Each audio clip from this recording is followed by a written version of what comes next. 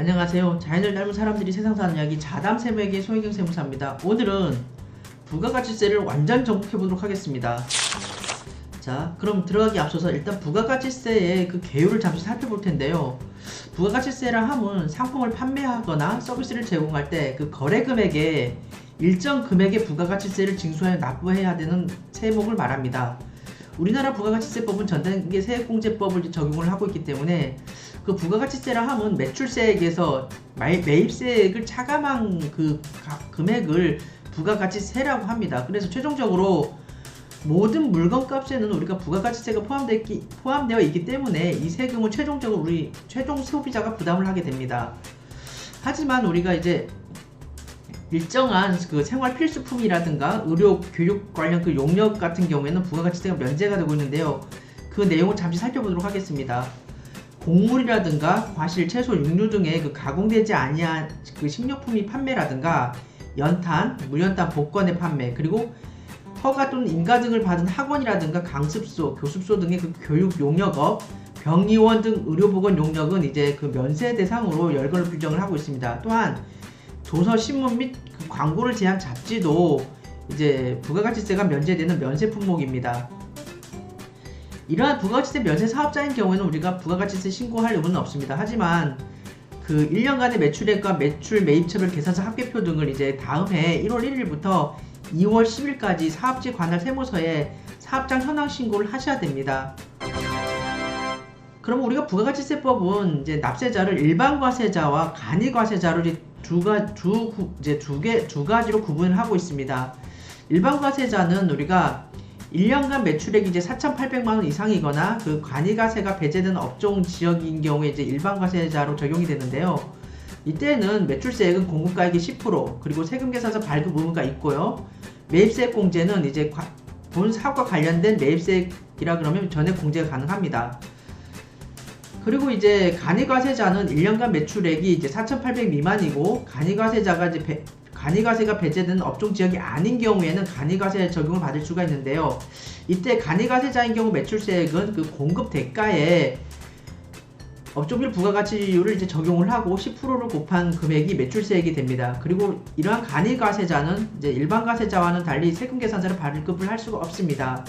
또한 매입세액 공제도 당해 매입세액에 업종별 부가가치율을 적용한 그 금액을 매입세액으로 공제를 받습니다. 여기서 우리가 이제 일반과세자 중에 이제 그 간이과세 배제되는 업종 지역인 경우에는 우리가 일반과세를 적용한다고 했잖아요. 그러면 광업이라든가 제조업, 도매업, 전문직 사업자라든가 다른 일반 과세 사업장을 이미 보유한 사업자, 또한 그 부동산 매매업이라든가 과세 유흥 장소 등에게 해당되는 간이과세 배제 기준에 해당되는 사업자 등은 이러한 간이과세 적용이 배제가 되고 일반과세를 적용을 받습니다. 또한 간이과세자로서 이제 당해 그 과세기간 1월 1일부터 12월 31일까지 공급대가, 즉 매출액이 3천만원 미만인 경우에는 부가가치세 신고는 하되어 세금 납부는 이제 면제가 됩니다. 부가가치세 신고 납부 방법을 이제 보시면은 일반과세자는 1년 2번을 하지 않습니까? 1기는 1월 1일부터 6월 31일까지 사업 실적을 7월 1일부터 7월 25일까지 그 확정 신고 납부 기간 내 신고와 납부를 하셔야 되고요. 2기인 7월 1일부터 12월 30일까지 그 사업 실적에 대해서는 다음에 1월 1일부터 그 1월 25일까지 부가가치세 확정 신고 납부를 하셔야 됩니다. 우리가 간이과세자는 이제 1년인 1월 1일부터 12월 31일까지 그 사업 실적과 관련돼서 다음에 1월 1일부터 1월 25일까지 부가가치세 확정 신고 납부를 하셔야 됩니다. 이때 일반과세자에 대해서는 이제 4월과 10월에 세무서장이 직전 과세기간이 납부세액을 기준으로 해서 2분의 1에 해당하는 세액을 예정 고지하고 있고요. 간이과세자인 경우에는 7월에 세무서장이 이제 직전 과세기간이 납부세액을 기준으로 해서 2분의 1에 해당하는 세액을 예정 부과하고 있습니다. 이렇게 당해 이제 예정 고지를 하거나 부과된 세액은 다음 확정 신고 시에 이제 납부세액에서 공제가 됩니다. 그러면 부가가치세 이제 예정 신고를 할 수 있는 그 예외적인 사유에 해당하는 그 개인 사업자의 내용에 대해서 살펴보도록 하겠습니다. 우리가 일반과세자인 경우에는 휴업이나 사업 부진 등으로 인하여 이제 각 예정 신고 기간의 공급가액이라든가 납부세액이 직전 과세기간의 공급가액 또는 이제 납부세액이 3분의 1에 미달하는 그 사업자인 경우에는 그 일기 예정인 1월 1일부터 3월 30일까지 그 실적을 4월 1일부터 4월 25일까지 그 부가가치세 예정 신고 납부를 할 수 있고요. 이게 예정 신고 기간인 7월 1일부터 9월 30일까지 그 실적을 마찬가지로 10월 1일부터 10월 25일까지 예정 신고 납부를 할 수 있습니다. 간이가세자인 경우에도 이제 휴업이나 또는 사업 부진 등으로 인하여 이제 그 예정 부가 기간의 공급대가의 합계액 또는 납부세액이 직전 과세 기간의 공급대가의 합계액이라든가 그 납부세액의 3분의 1을 미달하는 경우에는 예정 부가 기간인 1월 1일부터 6월 30일까지 실적을 갖고 7월 1일부터 7월 25일까지 예정 신고 납부를 할 수가 있습니다. 하지만 개인 사업자인 경우에는 이렇게 적용을 할 수가 있는데요. 법인 사업자는 예정 신고, 납부, 확정 신고, 납부를 모두 이제 4번이죠. 4번에 걸쳐서 부가가치세 신고 납부를 하셔야 됩니다. 이 사항과 관련돼서는 이제 2019년 개정 세법안이 이제 나온 걸로 알고 있는데, 이제 소규모 이제 법인 사업자인 경우에는 이제 예정 신고를 이제 요거를 우리가 개인 사업자와 마찬가지로 예정 고지 의무로 이제 변경을 한다는 그 개정안이 나왔습니다. 자, 다음으로 가서 부가가치세 세액 계산 방법을 보도록 하겠습니다. 일반과세자의 그 부가가치세는 우리가 전단기 세액공제법을 적용을 하다 보니까 매출세액에서 매입세액을 차감을 하시면 납부세액이 됩니다. 그리고 아까 간이과세자인 경우에는 그 납부세액을 계산을 할 때 매출액에서 이제 업종별 부가가치율을 적용을 한다고 했잖아요. 이때 업종별 부가가치율을 이제 매출액에 곱하고 10%를 한 그 세액에서 이제 공제세액, 세금계산서상 매입세액에 업종별 부가가치율을 곱한 금액을 차감을 하시면 간이과세자의 부가가치세 납부세액이 산정이 됩니다.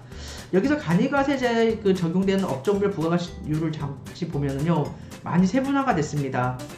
전기, 가스, 증기 및 수 사업인 경우는 업종 부가가치율 5%, 그러니까 이제 세수 감소 효과가 엄청날 겁니다. 그리고 소매업, 재생용 재료 수집 및 판매업, 음식점원 같은 경우는 업종 부가가치율 간이과세자인 경우 10%, 제조업, 농업, 임업업, 숙박업, 그리고 운수 및 통신업인 경우에는 업종의 부가가치율 20%를 적용을 하고요. 이제 마지막으로 건설업이라든가 부동산 임대업, 기타 서비스업에 대해서는 업종별 부가가치율 30%를 적용을 합니다. 우리가 부가가치세 신고와 관련돼서 이제 그 전자세금 계산서 그 제도에 대해서 잠시 살펴보면은요, 이제 모든 법인 사업자와 직전 연도의 그 사업장별 재화 용역의 공급가액의 합계액이 3억 원 이상인 개인 사업자인 경우에는 의무적으로 이제 전자세금 계산서 제도가 이제 도입이 됐는데요.